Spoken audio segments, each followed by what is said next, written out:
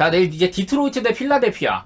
디트로이트 대 필라델피아는 지금 눈에 띄는 건 디트로이트가 생각보다 수비적으로 좋은 팀이다. 그리고 필라델피아는 공수 양면에서 아주 우수한 팀이다. 이런 게 보이죠. 특히나 필라델피아는 최근에 보스턴을 상대로 이겼다는 점. 확실히 이제 필라델피아가 작년도 구성이랑 이런 거 큰 차이는 없는데 보스턴은 오히려 업그레이드 됐고 필라델피아는 하든이 나가면서 사실 플러스라고 볼 수는 없잖아요. 그런데도 불구하고 필라델피아가 그 보스턴을 잡아냈다. 이게 제일 눈에 들어왔는데요. 일단은 디트로이트는 내일도 마찬가지로 이렇게 많은 선수들이 결장합니다. 보그다노비치, 벅스, 아이비, 해리스, 모리스, 리버스 이렇게 좀 대부분 벤치 자원들이에요. 벤치 자원들이지만은 얘네들이 빠졌을 때는 디트로이트가 좀 벤치 득점원들이 약간은 모자랄 수도 있겠다 이런 생각은 했는데 근데 정작 이제 디트로이트가 최근 경기들에서는요 나름대로 득점 부분에서는 그렇게 꿀리지는 않았어요. 제가 이걸 왜 얘기하냐면 약간 오바에 대한 근거로 얘기를 하려고 하는데 디트로이트가 최근 경기들에서 그래도 다 100점 정도는 넘겨주고 있고 118점, 109점, 106점, 116점 막 이렇게. 왜냐면은 여기 아래에 있는 이런 보그다노비치, 벅스 이런 애들은 핵심 벤치 자원들이란 말이야. 득점을 채워주는. 근데 얘네들이 없을 때도 충분히 많은 득점을 해왔던 디트로이트다. 이런 것들을 생각을 하면 일단은 물론 수비가 좋은 디트로이트가 여태 상대한 팀들 보면요 밀키, 골스, 피닉스, 뉴올 막 이렇게 있는데 포틀랜드나 골스 같은 팀들은 다소 수비력이 괜찮은 팀이라고 할 수가 있습니다. 올 시즌 보면은. 근데 포틀랜드점에는 222 기준으로는 언더였고요. 근데 이때는 포틀랜드한테 110대 101로 졌거든요. 디트로이트가. 필라델피아는 확연하게 포틀랜드보다도 득점 면에서는 더 앞서는 팀이고 수비는 뒤떨어진다고 볼 수도 없고 제 생각에는요 디트로이트가 요즘에 수비가 좋은 팀 상대로도 어느 정도 득점은 했고 이렇게 보그다노비치, 벅스, 아이비 이런 주 벤치 득점 자원들이 없을 때도 나름대로 꽤나 많은 득점을 해줬다. 이런 것들 생각을 하면은 222.5라는 기준점은 꽤나 낮아 보인다. 이런 생각이 일단 들고요. 그리고 보면은 디트로이트가 올 시즌 그 OPT의 야투 허용률이 56.7%다. 그러니까 림 프로텍팅이 괜찮은 팀이라는 소리인데 마찬가지로 필라델피아도 OPT 내 야투 허용률이 굉장히 59.5%로 좋은 팀이고 얘네도 마찬가지로 림 프로텍팅은 좋다. 뭐 이런 건데요. 가운데 있는 표 보면은 필라델피아나 디트나 올 시즌에 3점슛 성공률이 꽤나 좋다. 이런 부분들이 눈에 띕니다. 그래서 양팀 다 외곽에서 어느 정도 득점을 해줄 수 있다는 소리고 그런 걸 생각하면은 인사이드는 막혀도 외곽에서 풀어가는 능력은 꽤 괜찮을 것 같다. 이런 생각이 드는데 필라델피아 지금 경기력 생각하면은 벤치 타임이든 그리고 스타터가 나오는 타임이든 디트로이트 상대로 꽤나 유의미한 이런 격차를 보여줄 수 있다고 생각하는 편이어서 마인이나 오바가 좋아 보인다. 이 정도로 마무리하겠습니다. 몇몇만 봐도 특히 필라델피아가 하든을 팔고 데려온 코빙턴이라든지 바툼 특히 바툼도 내일 또 이제 프로버블이 떠 있어요. 그래서 뛸만도 하고 여러 가지로 벤치 타임 때도 필라델피아가 앞서갈 만하다. 그 이제 좀 득점에서 좀 아쉬운 부분도 우브레 같은 애들이 채워줄 수도 있고 해리스도 하든이 없을 때는 이제 3옵션으로서 좀 역할도 더 늘어난 것 같기도 하고. 그리고 이제 워싱턴 대 샬럿은 이건 딱 봐도 양 팀 다 그 오바팀 느낌이 굉장히 강한 팀들이죠. 일단 워싱턴은 작년 대비 득점, 어시스트, 스틸 이런 부분들이 올라왔고 리바는 줄어들었다. 페인트존 득점이 58.9점으로 전체 2점이고 그러니까 림 공략을 많이 하는 팀이다. 페이스도 상당히 빠른 팀이고요. 그리고 마찬가지로 샬럿도 페인트존 득점 상당히 높고 페이스도 빠르고 이거는 뭐냐면은 림 공략 비중이 상당히 높다는 점이에요. 워싱턴이나 샬럿이나. 근데 보면은 워싱턴은요 게포드, 쿠즈마 이런 빅맨들 사실 림 프로텍팅이 좋은 선수들이라고 할 수는 없어요. 근데 반면에 샬럿은 PJ 워싱턴, 마크 윌리엄스 특히 마크 윌리엄스가 얘가 꽤나 좀 림 프로텍팅이 어느 정도는 되는 선수입니다. 물론 워싱턴이 조던 풀이 터지고 타이어스 존스가 꽤나 좋은 플레이 메이킹 이런 것들 생각을 하면은 좀 득점 볼륨은 뽑을 수 있다고 보는 편인데 그 이제 샬럿만은 못하다. 샬럿은 일단 라멜로 볼이라는 좀 어느 정도 플러스급으로 평가받는 괜찮은 이런 그 가드가 있고 리더가 있는 편이고 헤이워드도 보조 리딩 정도는 해줄 수 있는 편이고요. 좀 명확한 확실한 득점 면에서는 워싱턴이 살짝 낫다고는 하지만은 짜임새 면에서는 샬럿이 낫다고 생각합니다. 저는. 그래서 양팀 다 페이스도 상당히 빠른 팀들이고 워싱턴이 1등, 샬럿이 3등 그리고 림 공략, 페인트존 득점도 각각 2등과 1등 이런 팀들이라 가지고 인사이드에서 서로 득점을 많이 해줄 수 있는 편인데다가 저는 이거 샬럿이 3점 슛이 굉장히 낮아요. 샬럿이 올 시즌 3점 면에서 거의 꼴찌거든요. 시도수나 메이드 시킨 거나 둘 다 이렇게 시도수나 메이드 시킨 거나 다 꼴찌인데 그리고 3점 슛 확률 이것도 28등으로 안 좋은 편인데 뭐 원정이긴 하지만은 샬럿이 그래도 워싱턴보다 갖는 이점은 조금이라도 있지 않나. 뭐 수비적인 면이나 뭐 공격에서 짜임새 같은 거는 확실히 워싱턴보다는 샬럿이 앞서 있다 이렇게 보는 편이어서 이 경기는 샬럿의 프랭 그리고 오바 쪽을 보도록 하겠습니다. 다소간의 무서운 경기이긴 하네요 이거는. 그리고 이제 보스턴 대 브루클린은 이거는 브루클린의 결장자 얘기를 조금 해야 돼요. 보스턴은 지금 화이트가 둘째 출산으로 결장했다가 이제 돌아온 상태고 그래서 풀 멤버로 임한다고 보면 될 것 같아요. 반면에 이제 브루클린은 지금 클렉스턴이랑 캠토가 아웃이라는 좀 볼륨을 채워줄 수 있었던 가드인 캠토마스가 30점가량 봐가지고 막 그랬었으니까 물론 좀 기복은 있지만요. 그리고 그 이제 림 프로텍터 두전 센터인 클렉스턴이 못 나온다. 클렉스턴은 뭐 리바운드도 얘는 블락커죠 블락커. 클렉스턴이 없이 DFS가 오면은 샷 블락이나 이런 그 높이적인 부분에서 좀 딸린다고 할 수가 있겠습니다. 그래가지고 저는 일단은 보스턴이 압도적인 경기력을 보여줄 수 있는 상황이라고 보여요. 그나마 내일 라인업 시몬스, 디니디, 미칼, 캠 존슨, DFS 이러면은요 돌아온 캠 존슨 캠 존슨이 또 여전히 퀘스천너블이긴 한데 캠 존슨이 캠 토마스를 대신해서 득점 볼륨을 채워줘야 된다는 건데 사실 저는 그렇게 믿음직스럽지는 않아요. 캠 존슨도 올 시즌에 결장이 엄청 많았었고 좀 실전 감각이 돌아오자마자 아주 좋을 수는 없다 이렇게 보는 편이거든요. 그래서 브루클린이 내일은 득점적인 면에서 많이 딸릴 것 같다. 예, 고투가인 미칼도 올 시즌에 뭐 캠 토마스한테 다소 이런 볼륨 부분을 내어주면서 많은 득점을 해주고 있지는 못하거든요. 평균적으로 한 20득점대 초반? 그 정도밖에 못하고 있어가지고 마땅히 내일 브루클린에서는 득점 볼륨을 누가 채워줄 거냐 그런 생각도 들고 일단은 이 경기는 오바는 저는 좀 걱정이에요. 보스턴도 템포가 빠르고 막 그런 팀이긴 한데 일단 효율적인 부분에서 좀 고민이다. 그런 게 생각이 들고요. 양팀 보시면은 특징적인 부분으로 보스턴은 올 시즌 넷 레이팅 1등 그러니까 공수 밸런스가 아주 좋다 이렇게 보면 될 것 같고 브루클린은 3점 캐시앤샷이랑 효율이 1등이라는데 지금 슈터인 캠 존슨이 돌아오고 또 기존의 슈터는 캠 토마스가 나가요. 나는 캠 존슨이니까 부상에서 돌아오자마자 펼치는 첫 경기 과연 여기서 좀 적절한 공격력을 보여줄 수 있겠냐 그런 좀 의구심이 들어가지고 좋게는 안 보고 있고 속공 득점이 2등이라고 하는데 이거는 뭐 보스턴도 마찬가지죠. 보스턴도 꽤나 좋은 편이고 뭐 속공 마무리는 부진원을 띄워주는 미칼이라든지 다 띄워줄 수 있는 선수들이 많으니까 5명 전부 다 뛰는 농구에 익숙한 선수들이다 브루클린은. 그래가지고 나온 특징인 것 같은데 캠 토마스가 빠지고 클렉스턴이 빠지면은 보스턴이 그나마 브루클린의 장점이 수비면에서 이제 시몬스, 미칼, DFS 이렇게 수비적인 좋은 선수들이 한 3명 정도 있는데 내일도 보스턴이 그냥 좀 무난한 경기를 펼치기에는 괜찮은 환경이라고 보여가지고 일단 마인 좋게 보고 있고 언더오버는요 조금 의구심이 들어요.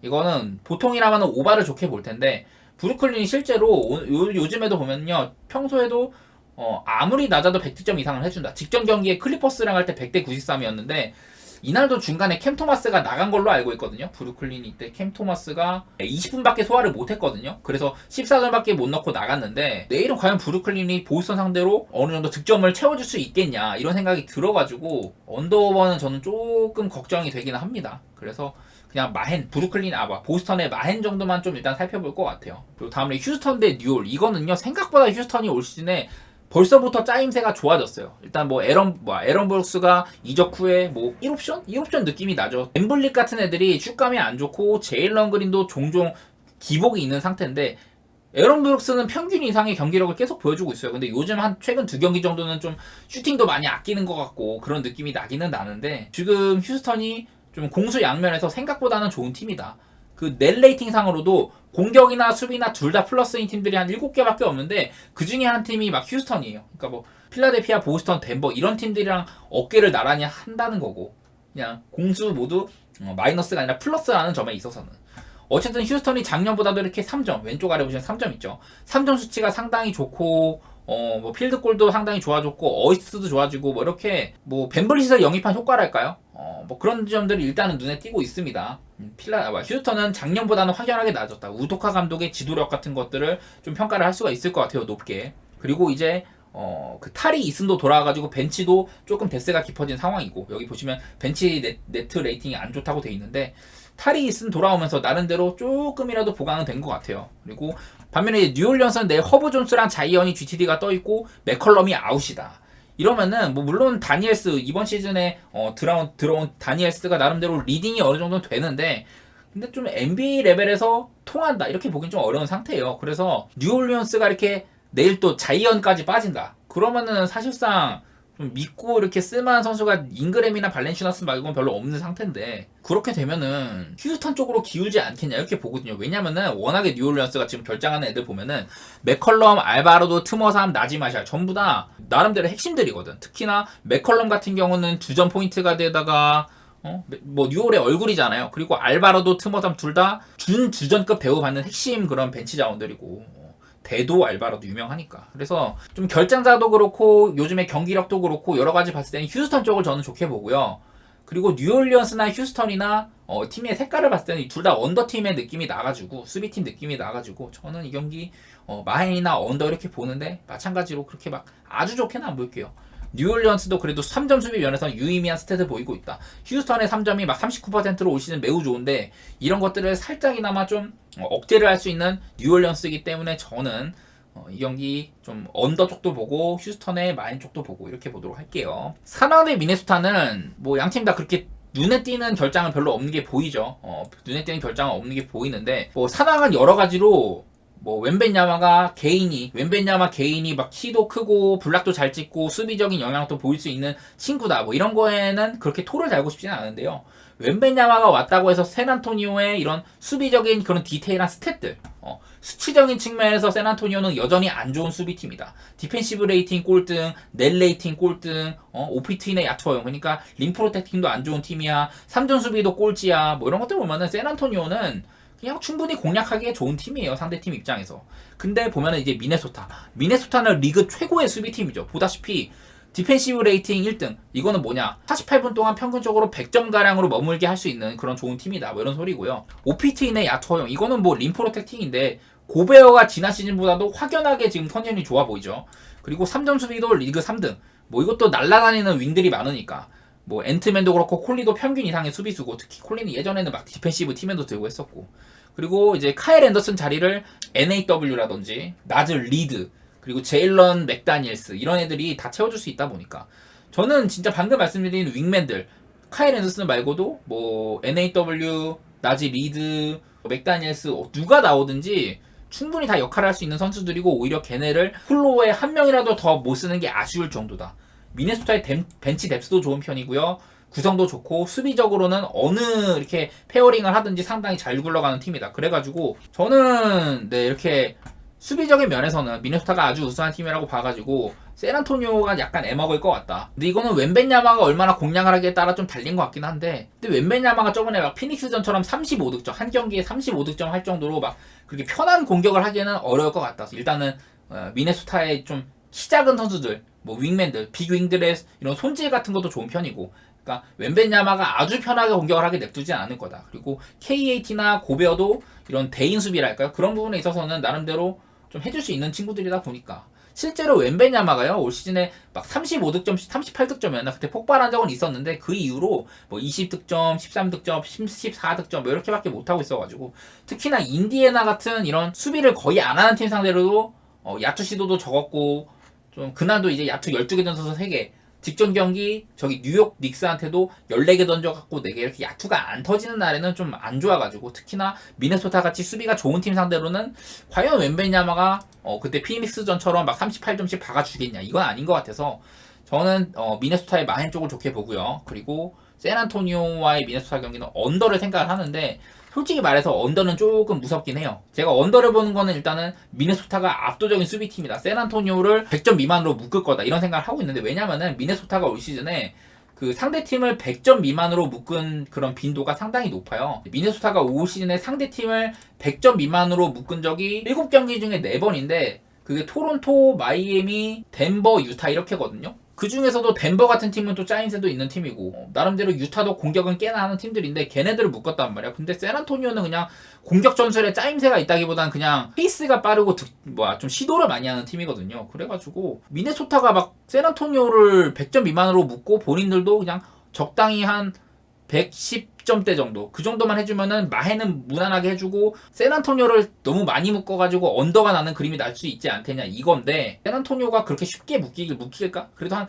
마헨은 당하더라도 한 100점 정도는 해주지 않을까, 이런 생각이 들어가지고 언더는 조금 무서워 보이기는 해요. 미네소타의 마헨은 좋게 본다는 점. 그리고 이제 멤피스 대 유타는요, 이거는 나는 좀 유타가 왜 프레인인지 잘 모르겠네.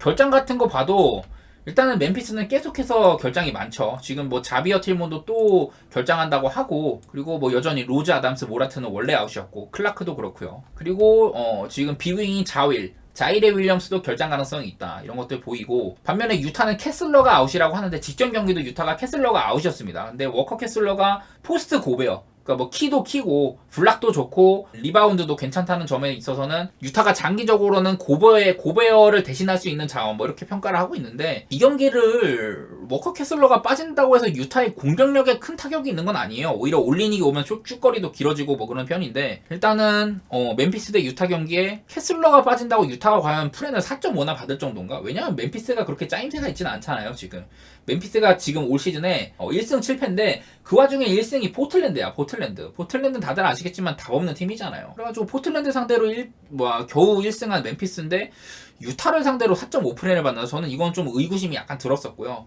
심지어 뭐 멤피스도 결장도 있는 편인데, 보면은 여기 이제 왼쪽 아래에 설명해 놓은 거, 멤피스가 작년에는 모란트가 없을 때 12승 10패였는데 올 시즌은 1승 7패로 안 좋다는 점이고, 디플렉션, 루즈볼 이런 거는 저기에요. 그 수비에 있어서 허슬 수치인데, 디플렉션은 말 그대로 굴절. 이제 막 상대방이 볼 돌리다가 멤피스 이게 수비에 손끝 맞고선 그 굴절되는 빈도, 영어로 굴절이 디플렉션이니까 디플렉션 빈도 4등, 루즈볼에서 멤피스가 쟁취해가는 빈도 1등, 이렇게 허슬이 좋은 팀이에요. 그러니까 수비가 괜찮은 팀입니다. OPT 내 야투화 형도 2등, 뭐 이런데 보면은 지금 3점 수비, 외곽 수비는 안 되고 있어요 멤피스가. 근데 유타 같은 경우는 마카넨, 콜린스, 올리닉 전부 다 3점 어디서든 올라갈 수 있는 팀이고, THT나 클락슨도 3점 괜찮은 팀이죠.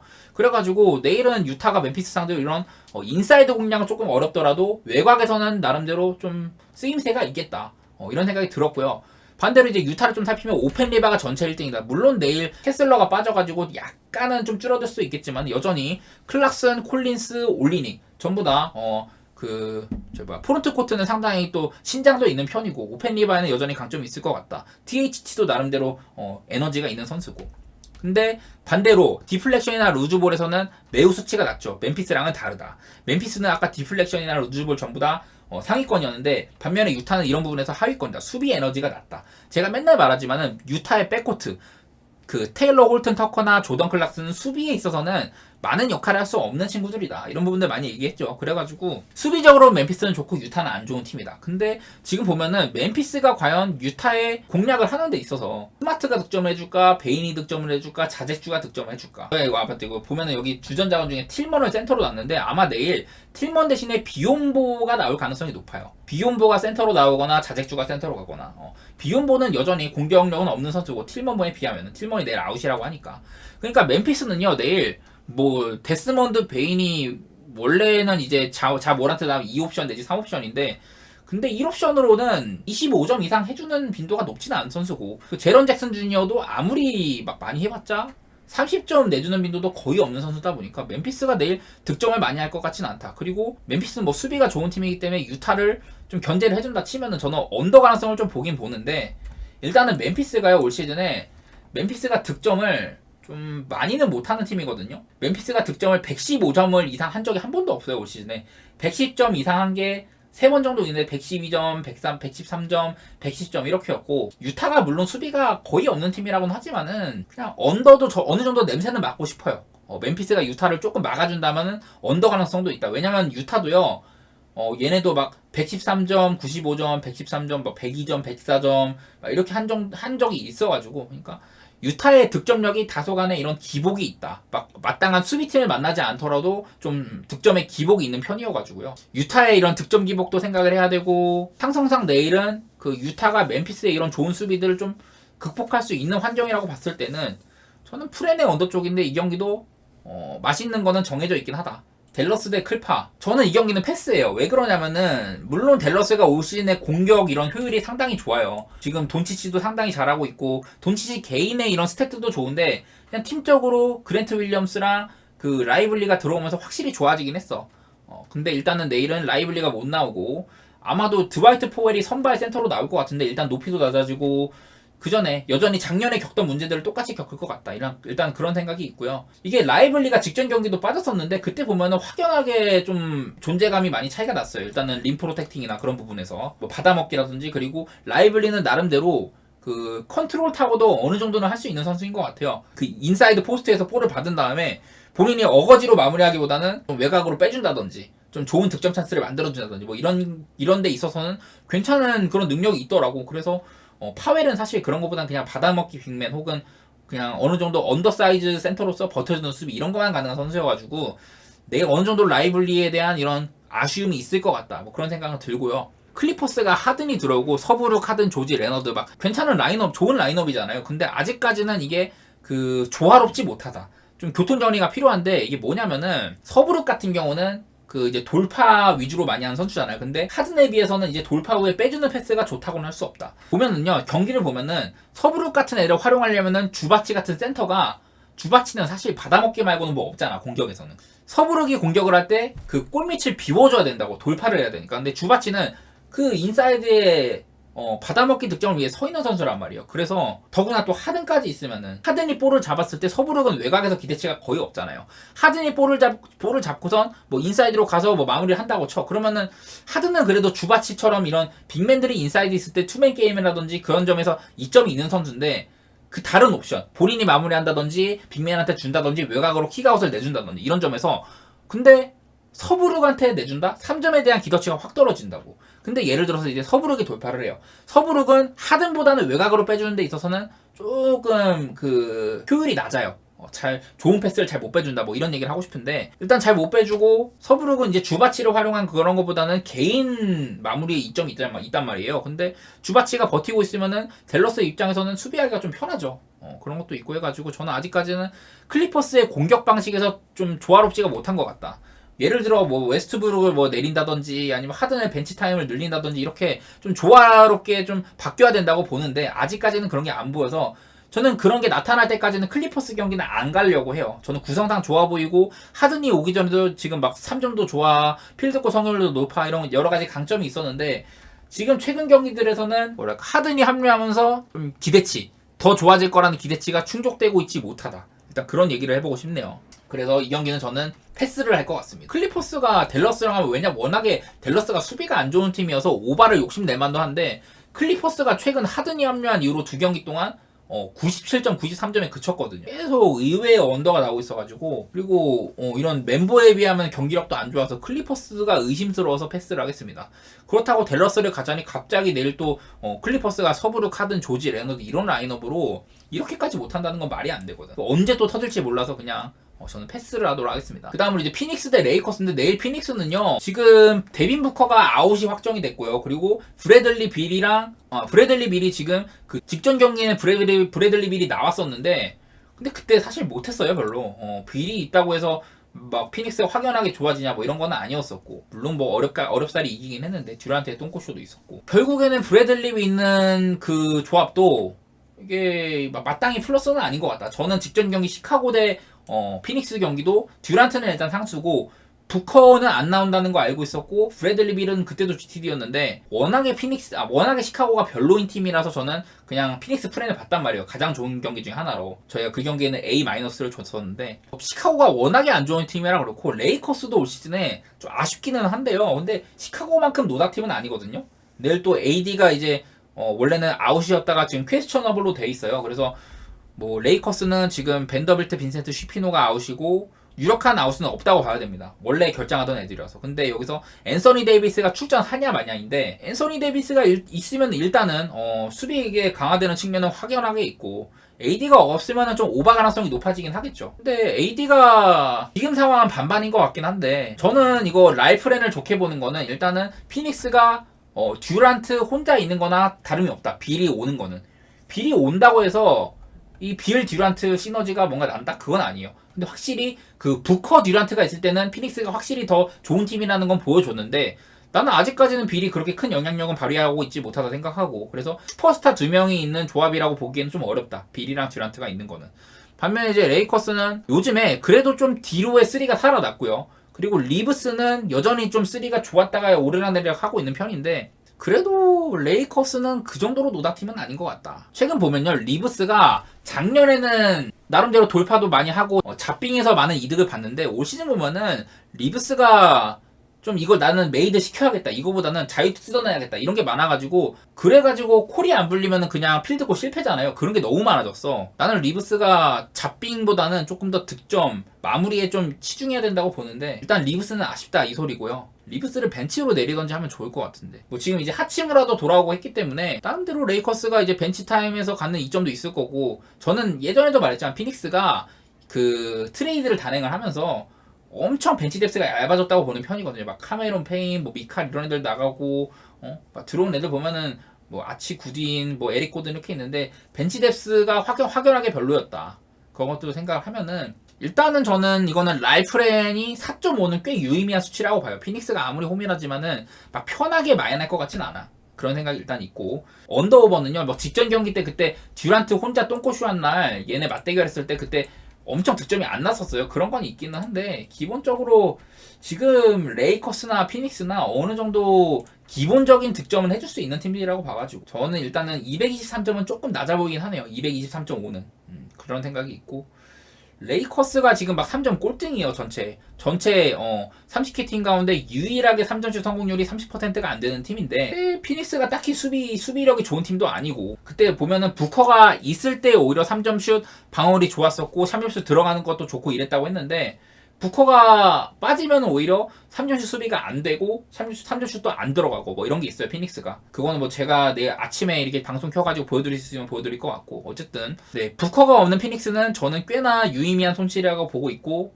그런 점들 때문에 일단은 저는 오바 쪽 그리고 라이프렌 이렇게 보도록 하겠습니다. 아주 많은 근거가 있는 경기는 아닌 것 같아요. 그리고 이제 마지막으로 세클 대 오클인데 이거는요 그냥 이거 하나 보여드리고 시작할게요. 내일 팍스가 제가 GTD라고 여기 써놓은 거는 그 전에 퀘스처너블이었고 지금 팍스 아웃이 오피셜 됐습니다. 세크라멘토는 내일 팍스가 못 나올 거다. 이게 자명한 상태인데 이게 뭐냐 올 시즌에 세크라멘토가 디에런 팍스가 없을 때 어떻게 되냐 이거거든요. 출전한 시간보다도 결장한 시간이 길어졌고요. 디에런 팍스가 있을 때는 플러스 11.8이에요. 공격에서는 122점 오히려 그러니까 없을 때보다 플러스 17점이라는 거고 수비에서는 110점.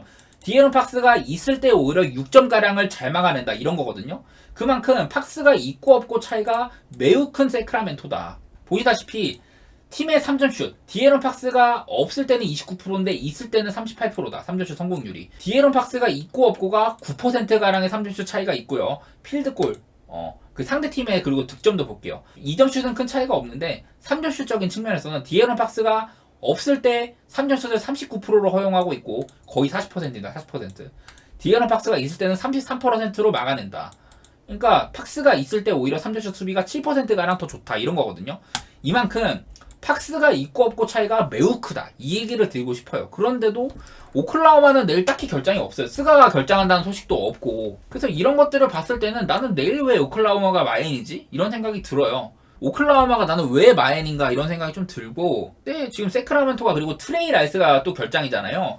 트레이 라이스가 작년에도 세크 벤치에서 이런 활력을 불어주던 선수였단 말이야. 제 생각에는 이게 그리고 왼쪽 아래 보시면요 지금 3점 캐치앤샷 그리고 효율 이런 양측면에서 세크라멘토가 되게 낮게 찍히잖아요. 이게 뭐냐면은 3점 캐치앤샷 패스 받고선 바로 올라가는 3점 슛이 잘 안 들어간다는 거고 그리고 이런 3점 슛 캐치앤샷의 효율도 안 좋다 이거예요. 이거 그리고 반대로 오클라호마는 드라이브 비율이 거의 뭐 리그 1등이고 3점 캐시앤샷도 41.4%로 많이 들어가고 효율도 좋다.